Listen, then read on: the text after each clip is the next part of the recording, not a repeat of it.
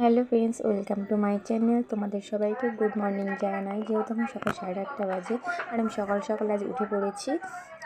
কাজটা সেরে স্নান করে নিয়েছি। আর যেহেতু পুজো করবো, তো পুজোটা ভাবলাম তোমাদের সাথে একটু শেয়ার করি। তো যাই হোক, সকাল সকাল আমি ব্লগটা স্টার্ট করে দিয়েছি। আর দেখো, আমাদের বাড়ির মন্দির, আর বাড়ির মন্দিরের পাশে তুলসী গাছ রয়েছে কতগুলো, তো দেখে ভালোই লাগছে। আর তার সাথে সাথে মানে একটা ফল গাছ দেখিয়ে দিলাম। তো ফল গাছটা হলো ডালিম গাছ। তো ডালিম ধরেছে দেখো। আমার পুজো কমপ্লিট হয়ে গিয়েছে করা। দেখতে পাচ্ছ আমাদের সিংহাসনটাকে কত সুন্দরই না লাগছে। ফুল টুল দিয়ে সাজালে না খুবই সুন্দরই লাগে।